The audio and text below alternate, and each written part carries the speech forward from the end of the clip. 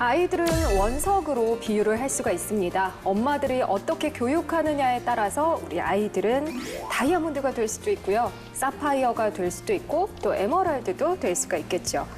원석을 아름다운 보석으로 다듬기 위한 수요 특집 그녀가 돌아왔다. 엄마들을 위해 올바른 자녀 진로 교육의 해법을 제시하겠습니다. 안녕하세요, 이채은입니다. 매주 수요일 특집으로 진행하고 있는 우리 아이 진로 찾기. 오늘도 이희구 씨와 함께합니다. 안녕하세요. 네, 안녕하세요. 이희구입니다. 저는 우리 아이들이 다이아몬드 같았으면 좋겠어요. 네. 다이아몬드처럼 견고하고 또 이렇게 반짝반짝 영롱하게 빛나려면은 우리 아이들의 흥미 그리고 적성 이런 것들을 잘 찾아줘야 되는 것이 최우선이 아닐까 싶어요. 그것이 바로 우리 아이 진로 찾기겠죠. 자, 대표님, 우리 아이 진로 찾는 방법 오늘 알려주실 거죠? 네, 안녕하세요. 네, 안녕하세요. 조연심입니다. 지금 또 마침 또 다이아몬드로 네. 우리 아이들을 비유하셨잖아요. 근데 반짝반짝 빛나는 다이아몬드가 되기 위해서는 연마하는 아주 힘든 과정을 거쳐야 하거든요. 네. 그 과정만 잘 견딜 수 있게끔 옆에서 응원해주면 우리 아이들은 누구나 다 다이아몬드가 될 수도 있다라고 생각합니다. 네. 우리 아이들을 다이아몬드로 만들기 위한 네. 수요 특집. 자, 자녀의 진로 교육을 위해 고군분투하는 엄마들을 위해서 오늘도 한번 올바른 해법을 찾기 위해 시작해 볼까요? 그럴까요? 그녀가 돌아왔다. 지금부터 시작합니다.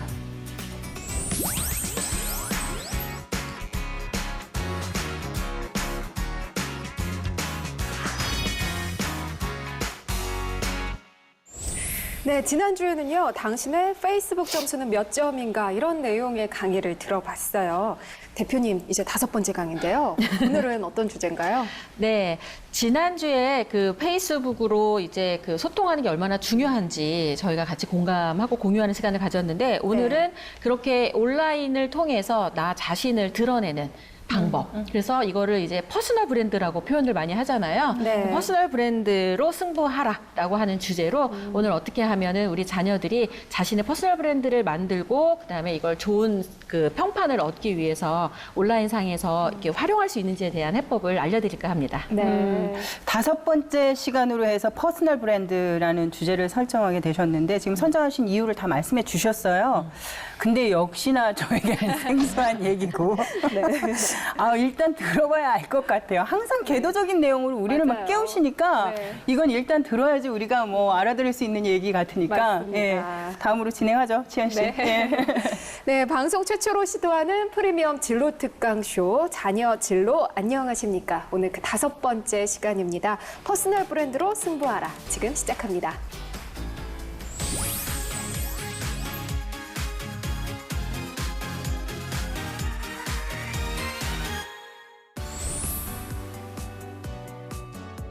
네, 안녕하세요. 오늘은 벌써 우리 자녀 진로 특강 5번째 시간입니다. 지난주에 예고했던 대로 오늘은 퍼스널 브랜드로 승부하라라는 주제로 진행을 해드릴 텐데 우리 그 MC님들 퍼스널 브랜드라는 이야기 많이 들어보셨나요? 아니요. 요즘에 와서 사실 얼마 전까지만 해도 못 듣던 말인데 요즘에 와서 좀 듣는 것 같아요. 그래요? 네. 지연 씨 저보다 낫다. 좀 앞서가요. 네. 네, 왜 갑자기 우리 기업하면 브랜드가 이제 다 떠오르잖아요. 뭐 이렇게 애플이든 뭐든. 그런데 왜 그런 기업 브랜드만 이렇게 있다가 갑자기 개인한테 브랜드를 이야기하는 시대가 되었을까가 궁금하실 것 같아요. 네. 그래서 아마 그런 이야기들까지 포함해서 오늘 같이 한번 퍼스널 브랜드가 무엇인지 어떻게 해서 만들 수 있는지에 대해서 찾아보도록 하겠습니다. 경영의 신 톰 피터스가 이렇게 얘기를 했습니다. 언제부턴가 이제 기업이 책임지는 시대가 끝나고 개인이 스스로를 책임지는 시대가 왔다. 그 사실은 결국은 내가 기업에 속해 있을 때는 그 기업의 브랜드 가치에 맞게 내가 행동을 하고 그 기업이 보장하는 안전성에 맞춰서 우리가 생활을 하는 게 지금까지의 직업의 이제 어떤 핵심이라고 볼 수 있었는데 이제 취업도 사실 잘 안 되는 이유가 이런 시대가 바뀐 거랑 다 사실은 맞물려져 있습니다. 개인이 나를 책임진다? 그래서 물어봅니다. 당신은 당신을 책임질 준비가 되어 계십니까? 아니요, 전 안 돼 있는데요. 이런 상태인 거죠. 그래서 내가 뭘 잘하는지, 뭘 좋아하는지, 그리고 그런 일들을 어떤 가치를 가지고 해왔는지, 어떤 성과를 냈는지 이런 것들이 다 하나하나 쌓여야 사실은 브랜드 가치가 생기는데 우리는 그런 것들을 여지까지 논할 필요가 없었다라는 거죠. 그런데 한번 생각해 보시면 좋을 것 같아요. 기업 같은 경우가 굉장히 이렇게 보면 저 로고만 보더라도 그 기업이 떠오를 거고 네. 그 기업이 어떤 가치로 일하는지가 아마 떠오를 겁니다. 이 많은 기업 중에 제가 딱 두 가지만 한번 뽑아볼 텐데 혹시 주변에서 볼보 자동차를 운전하고 다니는 분을 본 적 있으신가요? 네. 이분들이 가치를 어떻게 볼보를 택한 이유를 물어봤습니다. 그랬더니 강하다, 안전하다. 그렇게 얘기를 하더라고요. 그래서 탱크처럼 튼튼한 자동차라는 게 볼보를 이용하는 고객층에 가지고 있는 기업 브랜드의 가치더라고요. 그러면 똑같이 애플, 왜 애플 제품 쓰세요? 이렇게 물어봤더니 그냥 애플이니까요. 이렇게 얘기하는 경우가 있어요. 애플이니까. 이게 뭔 소리예요? 얘기를 하면 보시면 아시겠지만 이 핵심은 디자인이나 뭐 혁신, 뭐 think different 이런 가치들을 굉장히 많이 담고 있지만 애플만의 디자인 어떤 고유한 브랜드 가치를 만들어가는 게 애플의 자산이기도 합니다. 결국은 우리가 그 기업을 생각했을 때 떠오르는 모든 것, 그게 바로 기업 브랜드잖아요. 브랜드 가치를 높이기 위해서 굉장히 많은 일들을 기업들이 하고 있습니다. 그러면 이제 도대체 그 브랜드를 만드는 핵심이 뭐냐? 잘 생각해 보시면 알겠지만 이 사람이든 기업이든 똑같습니다. 나에 관련돼서 다른 사람이 나를 딱 떠올리면 이름 떠올리고 성별 떠올릴 거고 직업 떠올릴 거고 성격 그다음에 뭐 출신 학교 굉장히 많은 것들을 떠올릴 거예요. 이 모든 것들이 바로 저 자신이라는 거죠. 그걸 아이덴티티라고 보통 표현을 합니다. 그러니까 우리는 아이덴티티가 뭐야 그러면 그냥 너 자신, 너 자체를 우리 아이덴티티라고 표현을 하거든요. 그러면 도대체 이 아이덴티티는 어떻게 구성이 되는데 이게 그냥 딱 보여주는 이미지만 아이덴티티라고 생각했는데 이렇게 구성 요소가 세 가지가 이루어집니다. 개인 브랜드, 퍼스널 브랜드를 만들기 위해서는 이 세 가지의 구성 요소를 잘 채워야 되는데 가장 중요한 요소가 바로 철학입니다. 네. 철학, 그 다음에 두 번째 요소가 BI라고 하죠. 비주얼 이미지. 바깥으로 보여지는 모든 것들이 BI고요. 마지막으로 내가 무언가를 하면서 나의 재능과 훈련된 경험이 쌓여서 하나하나 아웃풋을 만드는 것들이 총체적으로 나를 이렇게 둘러싸면서 저 사람 하면 떠오르는 이미지가 만들어진다는 거죠. 자, 맨 처음 그러면 철학을 한번 만들어 봐야 될 텐데 대부분 우리가 운동을 열심히 하겠다, 공부를 열심히 하겠다, 독서를 열심히 하겠다라고 계획은 세우지만 결국은 지키지 못하는 이유는 바로 철학이었기 때문입니다. 그 일을 해야 되는 이유, 그러니까 결정적인 이유가 내 안에 없기 때문에 늘 상황에 따라서 해도 그만, 안 해도 그만인 일이 되는 거죠. 그러면 도대체 내가 누구인지 이런 철학을 정의하기 위해선 어떻게 해야 되느냐? 바로 다음과 같은 질문들에 답을 하실 수 있으셔야 됩니다. 내가 어떤 사람인지를 대부분 사람들이 물어보는데 잘 모릅니다. 왜 그런지 아세요? 생각을 해보지 않았기 때문입니다. 늘 시키는 일만 해왔거든요, 저희는. 자, 여기 보시면 만약에 돈을 벌지 않아도 된다면 무슨 일을 하고 싶은가? 우리 대부분 일 왜 하세요? 이렇게 물어보면 돈 벌어야 돼요. 먹고 살아야 돼요. 이렇게 얘기하잖아. 근데 더 이상 돈 안 벌어도 돼요. 복권에 막 진짜 100억 달성이 되셨어요. 그러면 뭐 하고 싶으세요?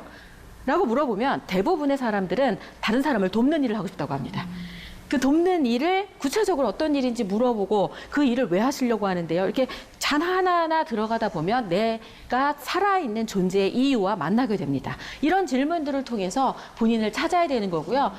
여기 보면 제일 중요한 핵심 질문 중에 하나가 바로 저는 어떤 사람으로 기억되고 싶은가? 이 질문을 답변을 해보다 보면 지금 내가 잘하고 있는지 못하고 있는지 내 안에 어떤 철학, 어떤 가치를 갖게 되는지를 알 수 있을 것 같습니다. 가장 쉽게 설명할 수 있는 부분들은 바로 내가 죽었다고 생각해 보는 거예요, 갑자기.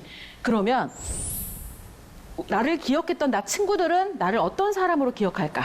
나를 알았던 다른 동료들은 그러면 나의 자녀들은 나의 손자들은 나를 누구고 어떤 사람이라고 기억할까? 그냥 돈 많은 할머니?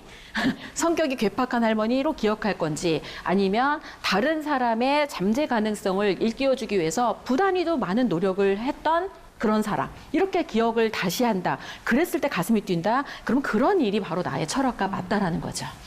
자, 이렇게 해서 본인의 그 철학을 담을 수 있는 질문들에 답변을 해보시면 아마 이렇게 내가 어떤 사람인지를 이해하는 데 좀 도움이 되실 것 같습니다.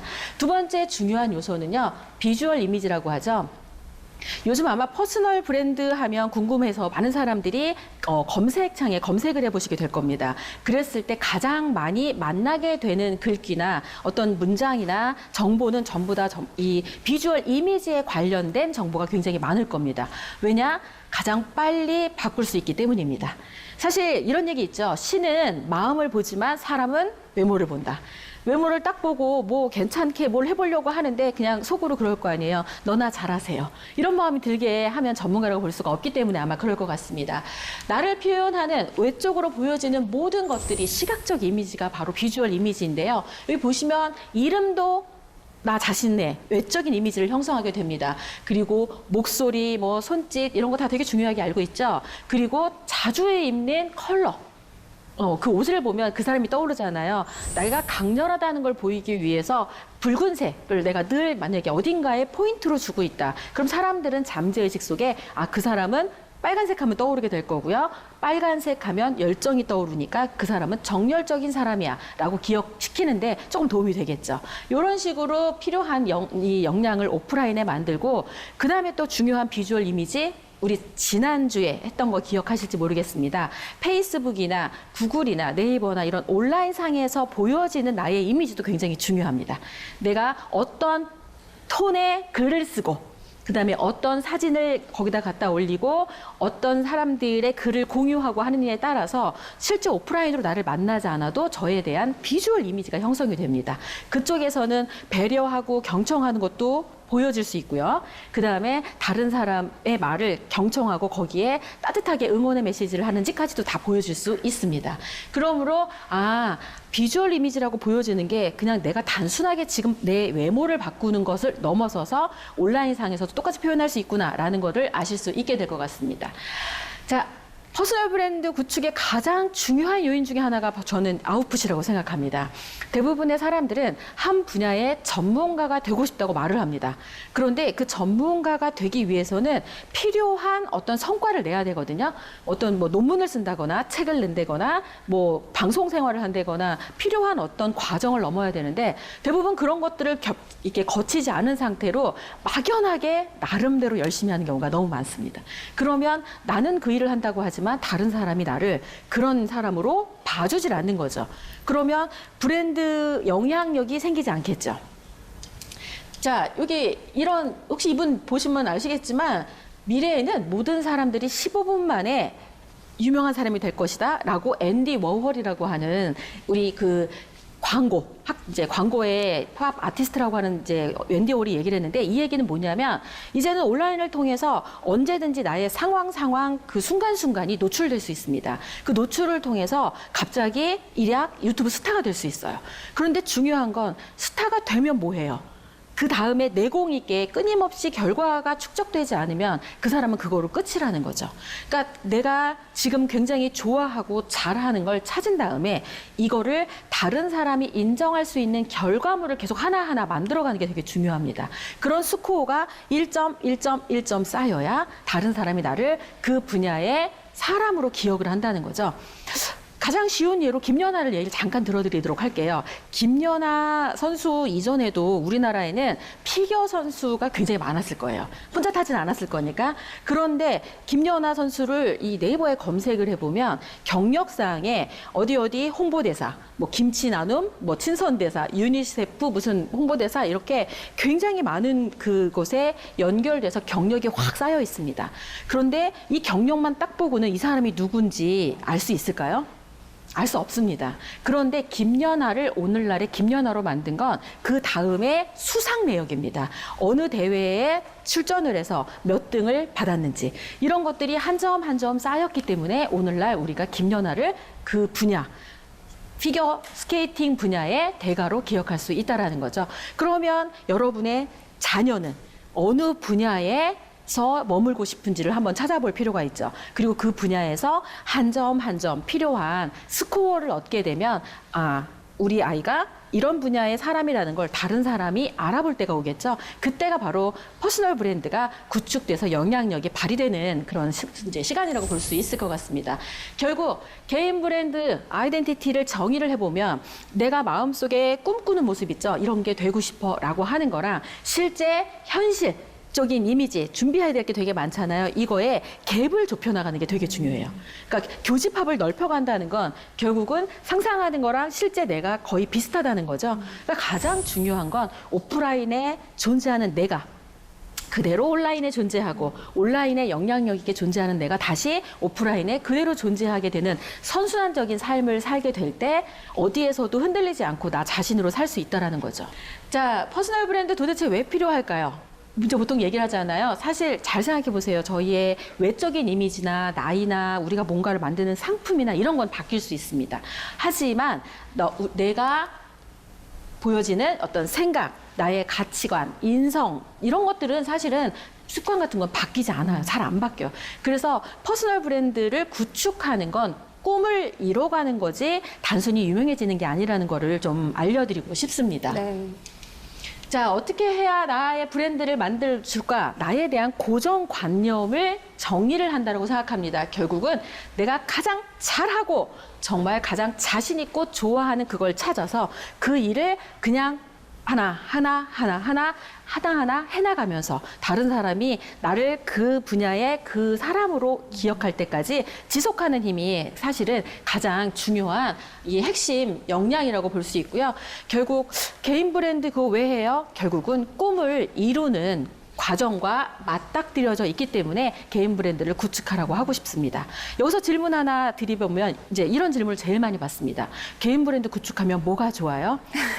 그리고 그거 구축하면 바로 뭐 돈 많이 벌어요? 라고 얘기하잖아요. 개인 브랜드를 구축하면 첫 번째 먼저 형성되는 건 사실은 사회적 영향력이 먼저 생길 수 있습니다. 가치 있고 좋아하는 일을 먼저 하면 사회적 영향력이 생긴다는 건 존경을 받을 만한 일이지만 사실 돈을 많이 벌지 못할 수도 있습니다.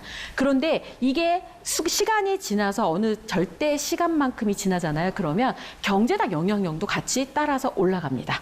그렇기 때문에 사회적 영향력과 경제적 영향력이 교차되는 그 시점이 바로 다른 사람으로부터 존경받는 사람이 되면서도 나의 일이 인정받는 그 금전적으로도 가치가 전환되는 바로 그때라고 볼 수 있습니다. 이렇게 얘기하면 퍼스널 브랜드 너무 어려워요. 전 제가 할 게 아니에요. 라고 하는 분에게 스피노자의 조언을 들려드릴까 합니다.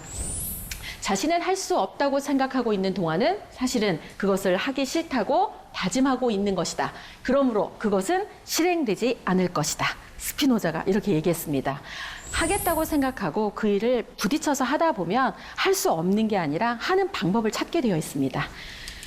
자, 이렇게 해서 퍼스널 브랜드로 승부하라. 어떻게 해야 되는지 짧지만 명료하게 필요한 구성 요소라든지 이런 걸 알려드렸고요. 다음번에는 그렇다면 저런 퍼스널 브랜드를 구축한 이후에 우리 이제 초연결 사회라고 하잖아요. 초연결 사회에서 우린 도대체 어떻게 살아남아야 할지에 대한 해법, 적자 생존, 적는 자만이 살아남을 수 있다에 대해서 우리 같이 한번 노하우를 공유하는 시간을 가져보도록 하겠습니다. 감사합니다. 수고하셨습니다.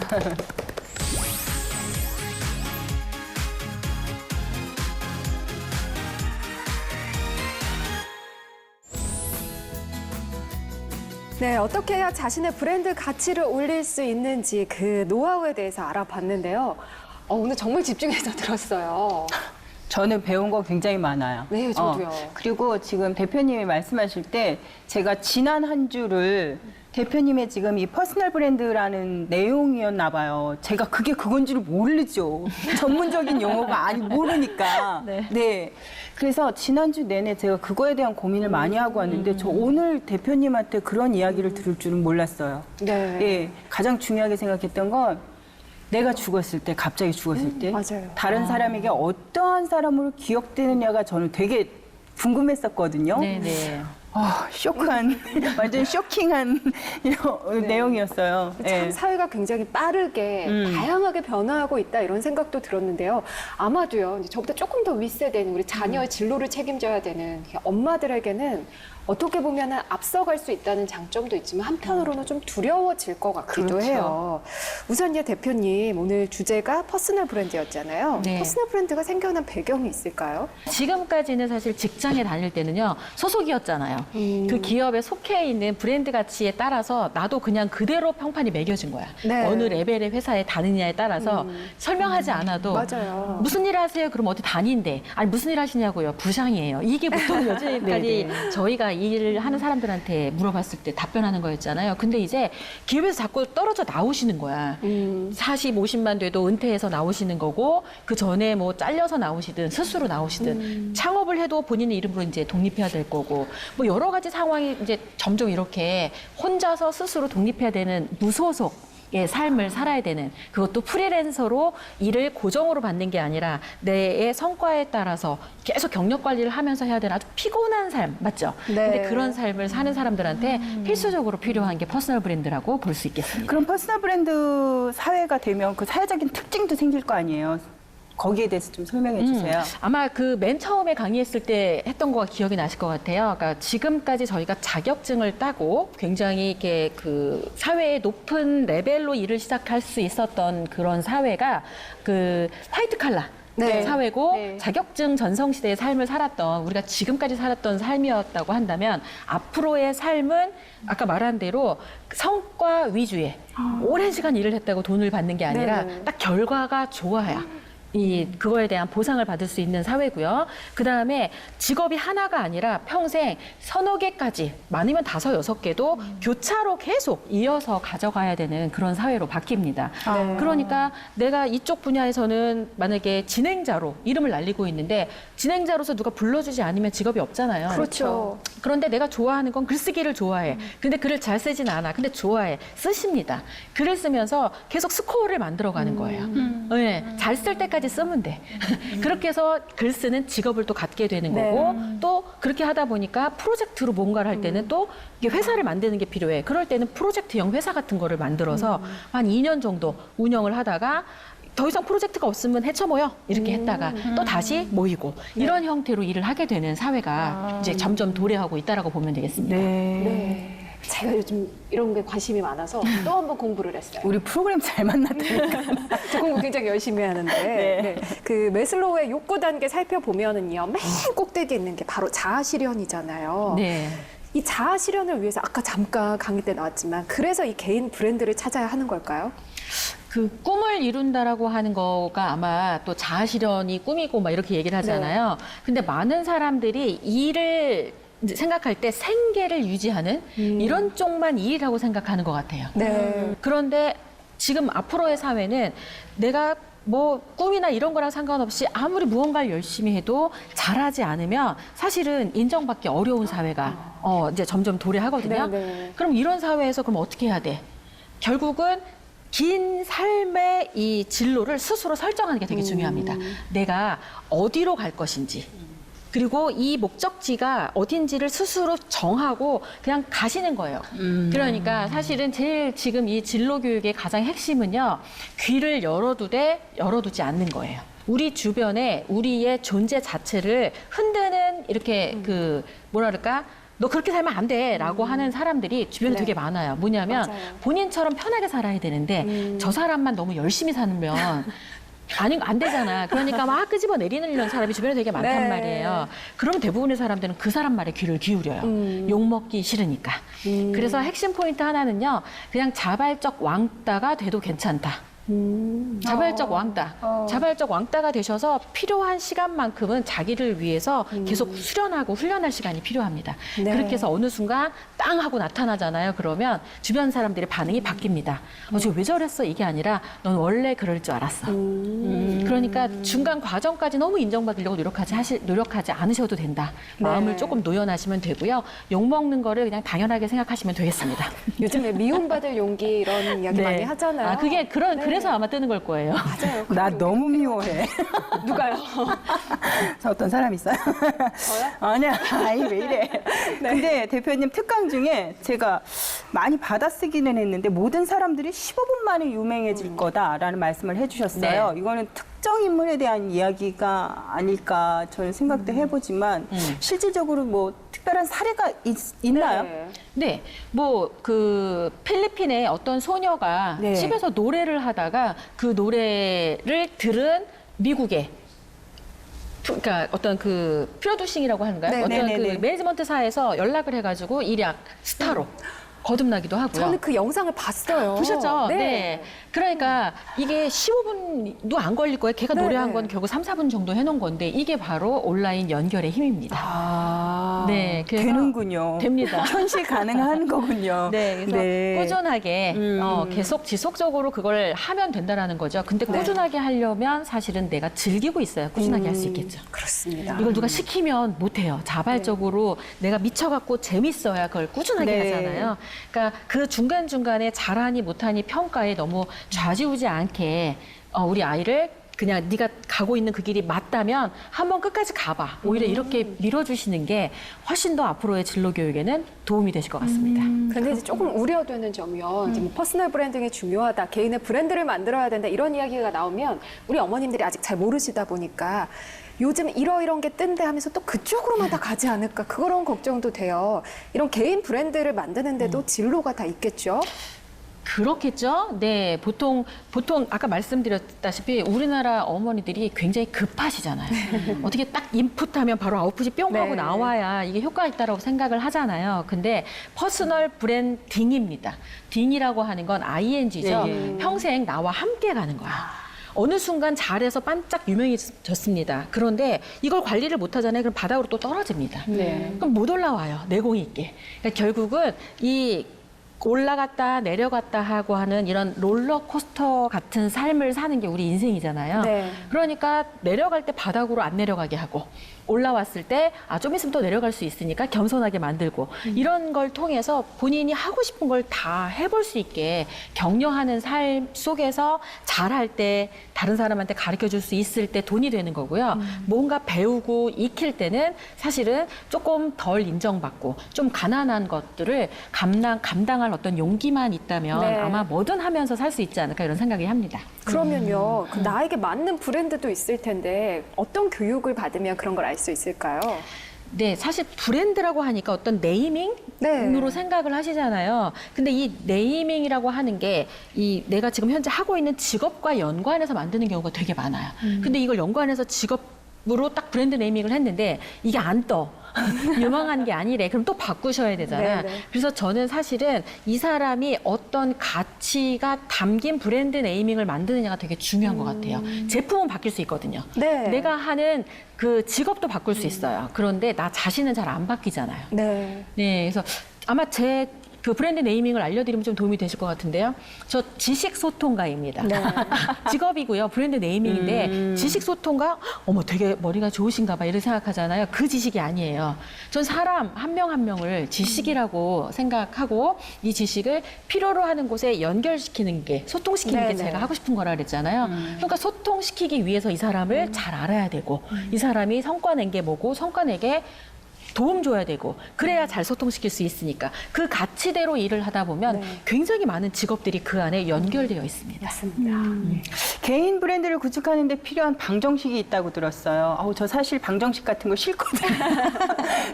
수학 정말 싫은데 네. 그 방정식은 좀 배워야 될 것 같아요. 네, 아주 간단하게 정리를 해드리도록 하겠습니다. OT로 정리해드릴 네. 수 있거든요. 첫 번째 T는 탤런트, 바로 재능을 찾는 네. 것입니다.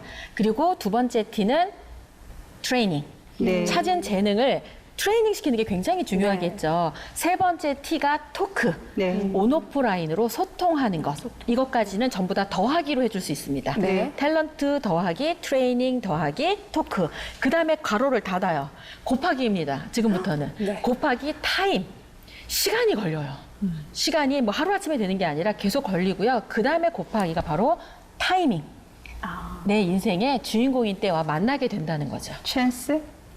타이밍. 타이밍? 때. 타이밍에 딱 만나는 네, 그런 그렇죠. 기회를 딱 잡아야지. 시간을 견디며. 그러니까 한마디로 딱 정의하면 내가 가장 좋아하고 잘하는 나의 탤런트, 적성을 찾아서 얘를 트레이닝, 자타가 인정하는 결과물이 나올 때까지 훈련하고요. 그리고 그 과정을 온라인, 오프라인에서 소통을 하면서 시간을 견디다 보면 내 인생 주인공인 때와 만나게 된다라는 거죠. 네. 그 방정식 쉬운데요.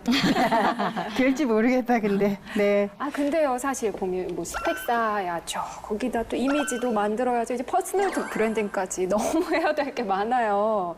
차라리 정말 공부만 열심히 하면 됐던 그 시대가 더 낫지 않나 이런 생각이 드는데 이렇게 변화에 좀 빠르게 적응하고 노력을 한다면 예전에 누렸던 그런 성공보다 더 큰 성공이 다가올까요? 자신 있게 얘기하면 예라고 대답할 수 있습니다. 네. 네. 공부만 했던, 말하자면 지금까지 앉아서 암기만 했던 거는요, 머리 좋은 몇몇한테만 기획할 수 있었습니다. 맞죠? 그런데 네. 지금 여기서 이것도 해야 되고 저것도 해야 되고 저것도 해야 된다고 하는데 잘 생각해 보면 다 벗어 던지고요. 자기다움. 딱 우리 자녀가 가장 자녀답다라고 하는 그 이름으로 살게 만들어주는 게 바로 퍼스널 브랜드의 핵심입니다. 네. 오늘 퍼스널 브랜드에 대한 내용을 살펴봤는데요. 뭐 남들과는 다른 정말 나만의 브랜드를 구축하는 거 얼마나 중요한지 오늘 다시 한 번 또 느꼈습니다. 네. 실제로요, 요즘 많은 사람들이 퍼스널 브랜드로 인해서 자신의 몸값을 계속해서 올리고 있는 사람들이 많다고 해요. 하지만 여기서 가장 중요한 거는요, 남들이 한다고 해서 다 따라가는 것. 이거는 옳지 않겠죠. 경쟁 사회에서 다른 사람들과 차별화하기 위해서는 우리 아이가 어떤 사람인지 먼저 진지하게 살펴보는 게 필요할 것 같고요. 또 우리 아이의 전문적인 능력을 키우기 위해서는 무엇인지, 먼저 어떤 것들이 선행돼야 할지 잘 살피고 고민하는 시간이 필요하다는 생각이 듭니다. 대표님, 제 얘기 맞나요? 네, 하나만 제가 조금 보완을 해드리자면 네네. 지금까지 사회는 경쟁 사회 맞았습니다. 그런데 지금 도래하는 그리고 이미 와 있는 사회는요, 경쟁 사회라기보다는 협업 사회. 함께. 시너지가 나게 네, 함께 네. 무언가를 해내는 그것 속에서 성과도 일어나고 함께 간다라는 가치도 만들 수 있는 네, 네. 그런 사회가 이제 점점 도래하고 있거든요. 그러니까 막 경쟁에서 밀리기 위해 줄 서기에 우리 애가 늦게 쓰는 거 아닐까, 그 초조하던 그 마음을 그냥 너무 이렇게 조급함을 없애시면 아마 훨씬 더 네. 나의 자녀뿐만 아니라 우리 이 시청자 여러분들의 삶의 그 본질 자체도 훨씬 더 잘 찾게 되지 않을까 이런 생각을 합니다. 네. 조 대표님 저기 하시는 말씀 들으면 점점점 내가 막 홀리게 되는 것 같아요. 그래서 이제 다음 주 주제도 아까 살짝 엿보여 주시긴 했는데 다음 주에 어떤 내용으로 하실지 다시 한번 좀 말씀해 주시겠어요? 네.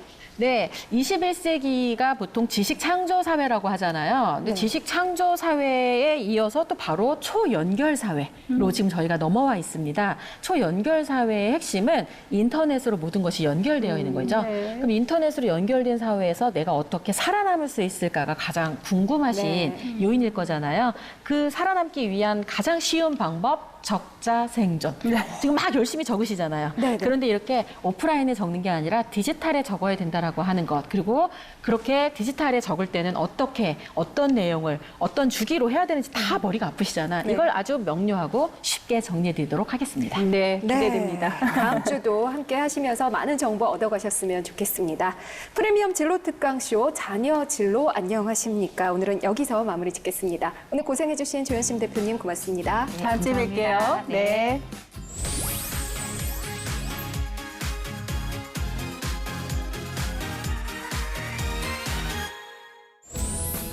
네, 수요 특집으로 진행하고 있는 그녀가 돌아왔다. 두 번째 코너에서는요, 자유학기제 체험 정보를 제공합니다. 현재 이 자유학기제가 의무교육으로 진행이 되고 있는데요. 오늘은 어떤 내용을 살펴볼까요? 이번 주는 지난주에 이어서요, 한국청소년활동진흥원의 자유학기제 체험 현장을 소개하려고 합니다. 네. 채연 씨, 네. 우리가 지난주에 영덕 갔다 왔죠? 그렇죠. 근데 그 영덕에서 미처 다 보여주지 못한 좀 아쉬운 정보들이 많이 남아 있었어요. 네네. 그래서 이번 주 역시도 영덕 청소년 해양환경체험센터에서 직업 체험을 하고 있는 우리 미래 스쿠버 다이버들을 소개해 보려고 네네. 합니다. 영덕 청소년 해양환경체험센터 2편 못다한 그 이야기 함께 보시죠. 국립영덕 청소년센터의 자유학기제.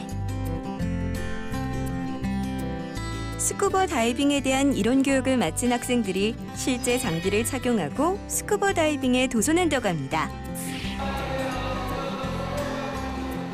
실내 수영장에 도착한 학생들은 선생님의 구령에 맞춰 기본 몸풀기 운동을 시작했는데요. 안전한 교육을 위해 구명조끼를 착용하고 입수 전 준비 체조를 하는 학생들의 모습에 체험에 대한 설렘이 느껴집니다. 입수 준비를 마친 학생들. 조금 생소한 장비이지만 공기통을 하나씩 어깨에 메고 물속으로 향했는데요. 대기하라고 하면 항상 대기하셔야 되고 선생님이 시범을 먼저 보여드리고 여러분들한테 한 명씩 하라고 할 겁니다. 그때까지 항상 여러분들은 앞에 있는 선생님만 쳐다보고 계시면 되겠습니다. 알겠죠? 네. 선생님의 시범에 따라 물속으로 들어가 물에 적응하는 훈련을 시작했습니다. 물속으로 들어간 우리 학생들 수중 카메라를 통해 한번 만나볼까요? 처음 하는 잠수에 조금 어설픈 모습이지만 공기통의 공기를 잘 활용하며 멋지게 잠수를 하고 있는데요. 처음에 보니까 스킨 스쿠버 애들도 다 다른 것 같기도 한데 물에 들어가서 물을 끓는 거 하고 뭐 공기 빼는 거 하고 그런 게 좀 많이 어려워.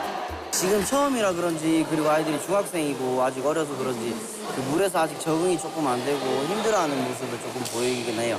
근데 이제 잘하는 친구들은 안정을 찾고 하는데 아직까지 처음에 물속에 들어가서 몸에 균형이 안 잡히니까 그때 조금 겁먹고 힘들어하는 친구들이 간혹 보이긴 하네요.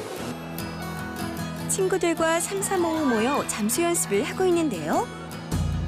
서로의 실력을 점검해주고 있는 우리 학생들. 잠수 실력 좀 보여주세요. 아, 저 물에 못 들어가요. 물에 못 들어가요. 3초 할 수 있어요. 잠수할 수 있는 시간이 3초라는 학생의 실제 잠수 시간은 얼마나 될까요? 무려 6초. 어려워요? 진짜 좋아해요. 직접 해보세요. 재밌어요. 완전 재밌어요. 물 적응 훈련을 마친 학생들이 본격적인 스쿠버 다이빙 체험을 위해 2.4m 깊이의 물속으로 들어갔습니다. 물속에서 호흡기를 떼고 호흡을 가다듬은 후 다시 착용하는 것까지 완벽하게 성공한 학생들. 정말 대단한데요. 작은 증상에도 겁을 먹어서 너무 당황해가지고 쌤한테 올라갔어요. 팀에 그냥 들어가 봤다는 자체가 너무 신기한 거죠. 물과 하나가 되어 자유롭게 유영하며 체험을 즐기는 학생들. 이제는 익숙해진 산소통으로 호흡하며 친구들과 가위바위보를 하는 여유까지 생겼습니다. 좀 귀가 일단 많이 아프고 그리고 가장 무서웠는데 그냥 선생님이 지도를 잘해주셔서 괜찮았어요. 학생들 모두 안전하게 스쿠버 다이빙 체험을 마쳤습니다. 이건 항상 혼자 사용하는 게 아니라 여기 뭐랑 연결되어 있어요? 네, 로프랑 연결되어 있습니다. 그래서 로프랑 연결해서 항상 같이 사용된다는 점을 잘 알고 계시면 되고요. 구조를 요청하는 다급한 목소리. 구조 장비를 착용하고 친구에게 헤엄쳐가는데요. 학생들이 한마음으로 힘을 합쳐 친구를 구할 수 있었습니다. 아이들이 이런 활동을 통해서 조금 더 물에 조금 적응할 수 있는 방법 그리고 능력 그리고 그뿐만 아니라 물에 빠진 사람을 발견했을 때 어떻게 대처해야 되고 그리고 스킨스쿠버를 활동을 하면서 이 깊은 물에 들어갔을 때의 무중력 체험이라든가 여러 가지 자신감을 갖는다든가 그런 뭐 도전 의식이라든가 이런 거를 가지면서 조금 더 아이들이 활기차고 자신감을 갖고 활동하는 거에 보면서 조금 보람참을 많이 느끼고요. 그런 걸 조금 중점적으로 생각을 하면서 활동을 캠프를 진행하고 있습니다. 스쿠버 다이빙 체험을 마친 후 실제 바다에서 만날 수 있는 바다 생물에 대해 알아보는 시간을 가졌는데요.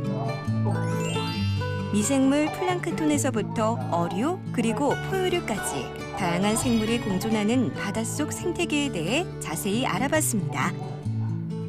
학생들의 초롱초롱한 눈빛에 호기심이 가득 묻어 있는데요.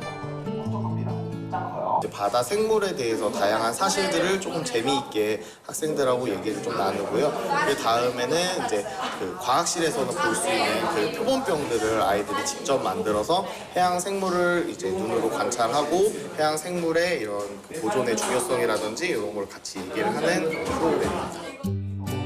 과학실에서만 볼 수 있었던 표본병을 직접 만들어보는 시간.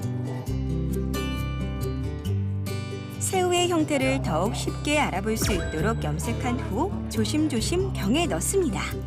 이후 새우가 잠길 수 있게 용액을 채워주는데요. 밝게 빛나는 나만의 새우 표본병 완성! 물이랑 더 친숙하게 더 즐길 수 있어서 더 좋았던 것 같아요. 물이랑은 좀 많이 안 친해서 좀 그런 종류의 직업을 몰랐는데 직업 체험을 하니까 좀 많은 직업을 알게 된 것 같아요. 뭐 세월호 일어났는데 그 다이빙 하는 사람들이 그 2.5m만 들어가도 힘든데 그 비좁은 배를 얼마나 힘들게 사람들을 찾았는지 정말 공감이 많이 돼요. 3년이 바다로 둘러싸인 대한민국. 자유학기제를 통해 해양에 대해 더욱 자세히 알 수 있는 시간이었습니다. 이번 체험을 바탕으로 우리 학생들이 더 큰 꿈을 향한 항해를 시작하길 기원합니다.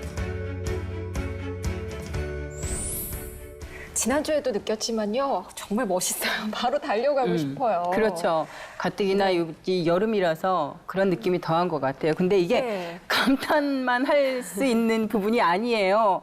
이게 스킨스쿠버 배운다고 해서 모두 강사가 되고 그러는 건 아니란 말이에요. 그렇죠. 네. 그래서 이제 잠수에 관련된 직업이 또 상당히 많다고 합니다. 네. 저도 요번에 알게 됐는데요. 뭐 수중 촬영가 그리고 뭐 수중 화가도 있대요. 아우, 그래요? 그래요. 그리고 또 수중 탐험가.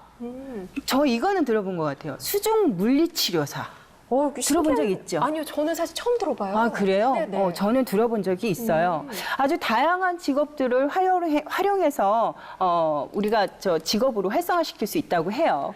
사실 저는요, 그동안 어떤 직업 교육을 받으면 반드시 그 직업으로만 가는 거다, 이렇게 생각을 했었거든요. 네. 이 코너를 하면서 보니까요, 한 가지를 배워놓으면 그것과 연결되는 것들이 네. 참 많은 것 같아요. 그러니까요, 늘 열린 마음으로 이런 직업의 세계에 우리 아이들이 많이 참여를 했으면 좋겠습니다. 네, 그런 의미에서 자신만의 직업을 찾아가는 또 다른 과정, 우리 아이 잡 캠프에서 다양한 직업의 세계를 배워보도록 하겠습니다.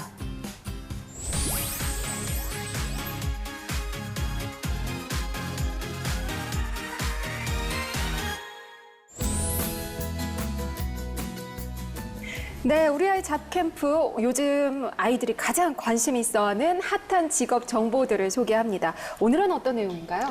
오늘 저희가 소개해드릴 교육은요, 네. 바로 쇼 호스트입니다. 많이들 들어보셨죠? 많이들 네. 접해보셨을 상황인 것 같고요. 오늘은 현직에서 활동하고 있는 쇼 호스트를 직접 스튜디오에 모셔서 과연 쇼 호스트는 어떤 일을 하는 것인지에 대해서 상세하게 여쭤보도록 할게요. 네, 쇼호스트 박선아 강사님 함께 하십니다. 안녕하세요. 안녕하세요. 네. 네, 웃는 모습부터 달라요. 우리랑 다르네. 어머, 아니, 나랑 다르네. 이렇게 할게요.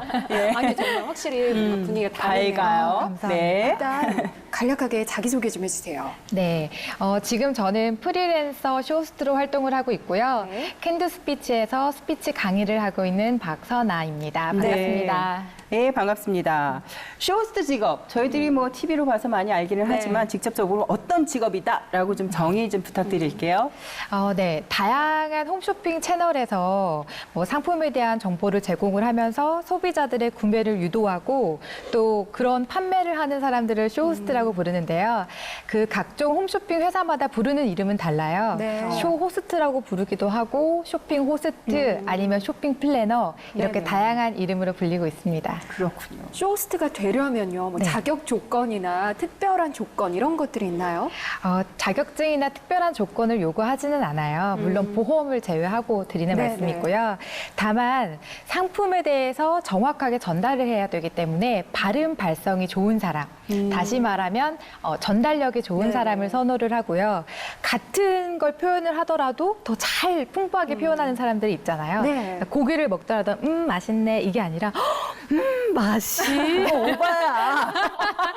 저 살짝 오바를 했지만 그런 식으로 표현력이 좋은 사람, 그렇죠. 표현이 좋은 사람을 선호합니다. 그리고 또 이제 전부 다 100% 생방송이다 보니까 이제 체력적으로 좀 좋은 분들을 선호를 하더라고요. 아, 그렇군요. 근데 최근에 홈쇼핑이 꾸준하게 성장세를 보이고 있어요. 제가 이렇게 얘기하니까 무슨 주식 성장. 향후 5년간 쇼핑 호스트들을 고용하는 게 증가할 것이다. 뭐 이런 이야기도 많이 들었는데요. 박선아 대표님, 현직 쇼핑 호스트로 앞으로 직업의 전망 어떻게 생각하고 계세요? 네, 저도 갑자기 제가 전문가가 됐으니까. 일단 국내 홈쇼핑 시장 규모가 증가하고 있는 거는 맞거든요. 기존에는 뭐 6개, 7개 홈쇼핑사에서 이제는 티커머스 채널이라고 해서 가끔 홈쇼핑에 이렇게 리모컨 들고 구매하고 결제하시는 경우 보셨죠? 그 채널이 많이 늘어나게 됐어요. 그래서 확실히 채용 규모가 증가를 한 걸로 보고요. 이제는 뭐 중국, 베트남, 말레이시아까지 진출을 하니까 혹시 외국어 잘하세요? 아니요. 외국어 잘하시는 분들한테는 훨씬 더 기회가 있는 무대가 됐습니다. 네. 쇼호스트 하면은 단순히 이렇게 저희처럼 방송을 진행하는 그런 능력 외에도 좀 이렇게 아까도 말씀하셨지만 마케팅 능력, 남에게 설득력 있게 얘기를 해서 그걸 팔 수 있는 그런 능력이 필요한데 쇼호스트 그 교육을 통해서 자신만의 직업을 찾아가는 우리 아이들이 꿈꾸고 있는 그런 현장을 저희가 VCR로 담아봤습니다.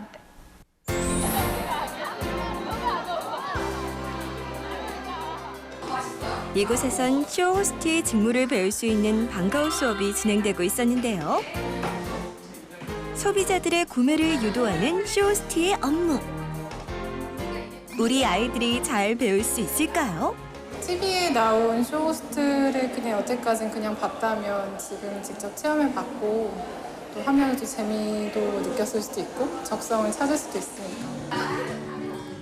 본격적인 실습이 진행됐습니다. 우선 상품에 대한 정보를 정확히 전달할 수 있도록 대본을 작성해 보는데요. 아이들은 오늘 어떤 상품을 판매하는 것일까요? 기대가 되는데요. 본인이 선택한 가방을 책상 위에 올려주세요.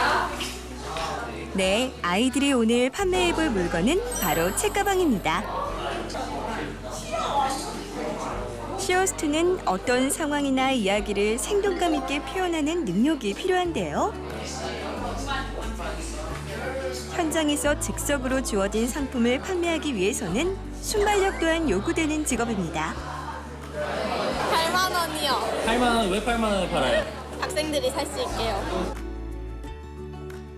네, 안녕하세요. 오늘 고초 홈쇼핑의 쇼호스트 박선아입니다. 반갑습니다. 안녕하세요. 우리 이번 시간에요. 우리 가지고 나온 가방이. 근데 가방의 금액이 얼마죠? 무려 가격이 13만 9,900원입니다.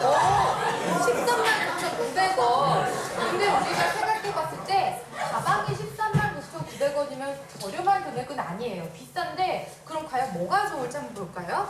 이 안에 주머니도 지금 포켓이 몇 군데가 더 있고요. 이 안에 보니까 이야 과자도 있어요.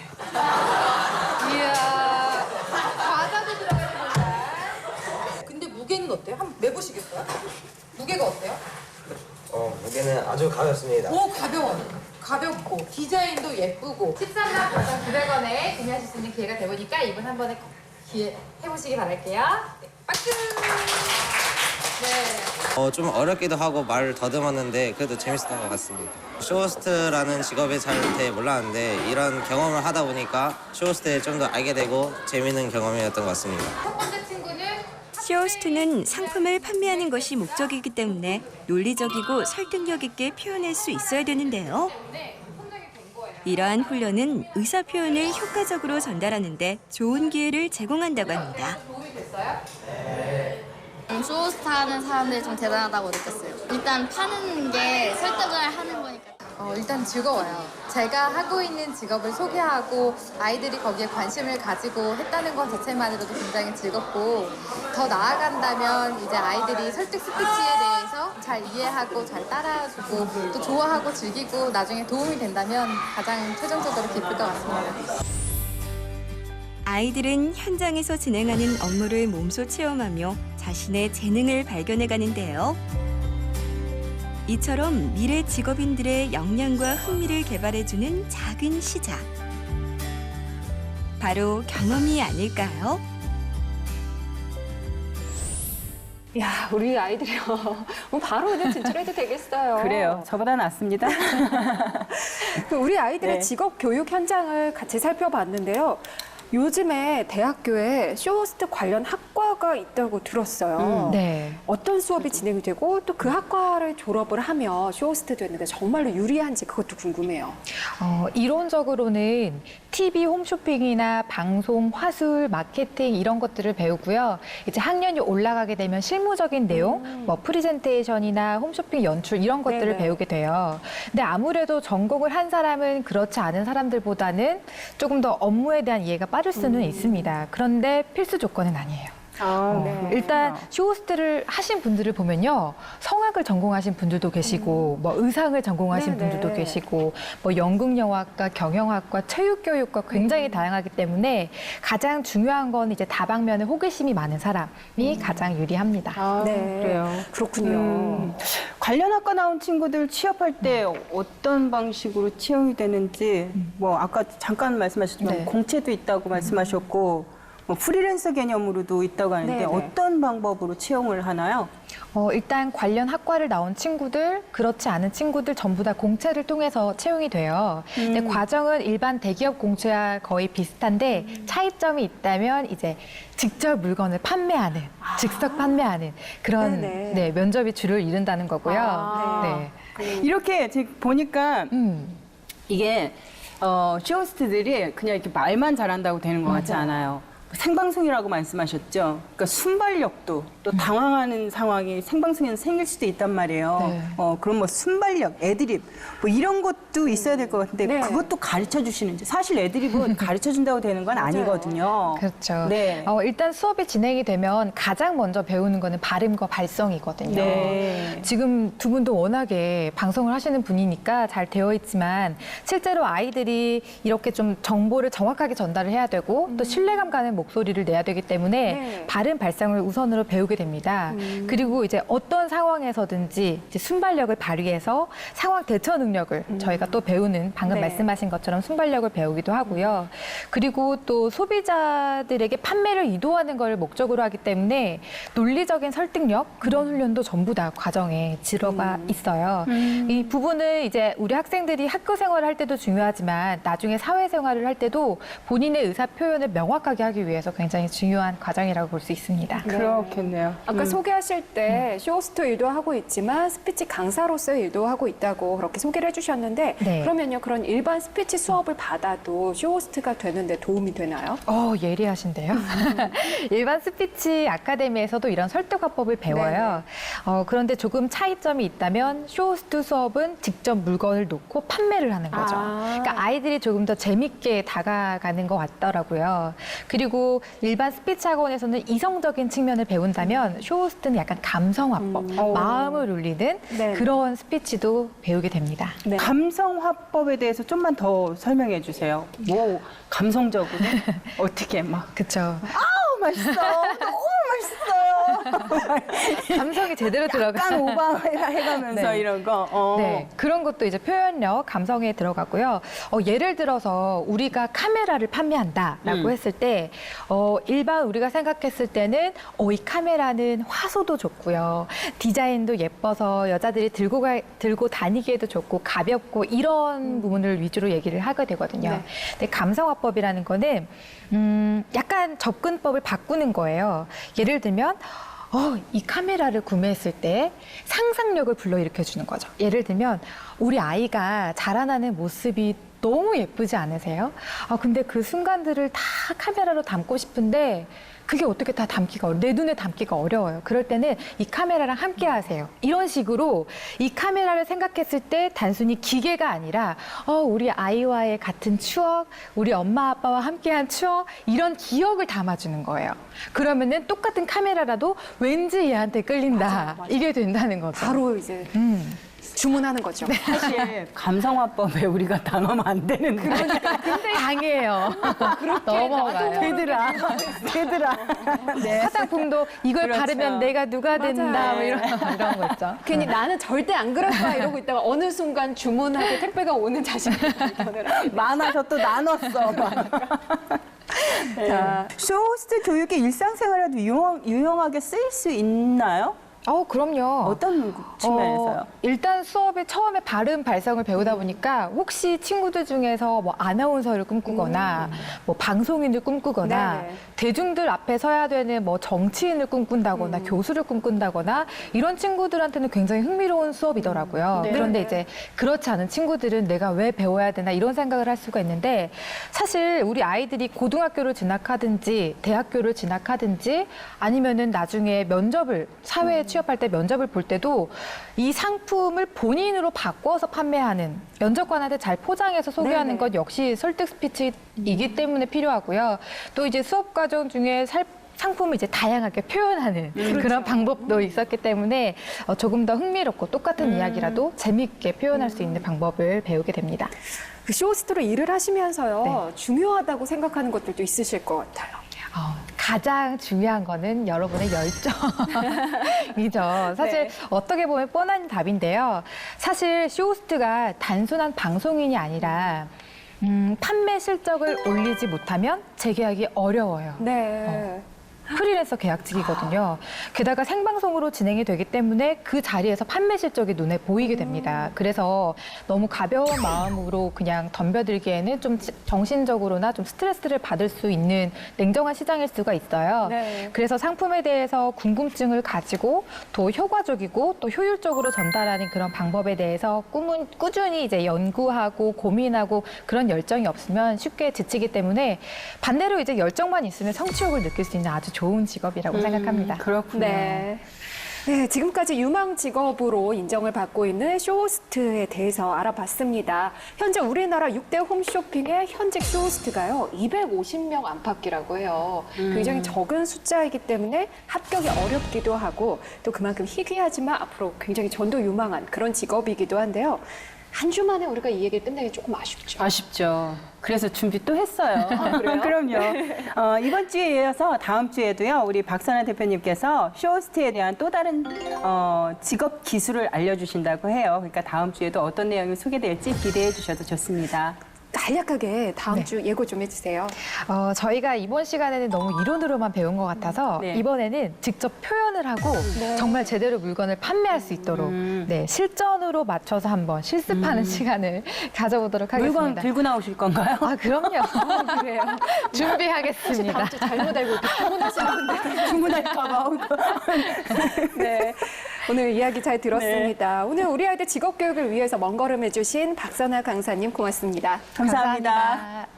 네, 오늘 저희가 준비한 내용은 여기까지입니다. 다음 주 수요일에도요, 자녀의 진로를 걱정하고 고민하는 엄마들을 위해서 다양한 정보와 함께 찾아오겠습니다. 네, 엄마들의 자녀 진로 교육을 위한 수요 특집 다음 주에도 많이 기대해 주시기 바랍니다. 네, 이제 인사드릴까요? 네. 네, 저희는 다음 주에 다시 돌아오겠습니다. 고맙습니다.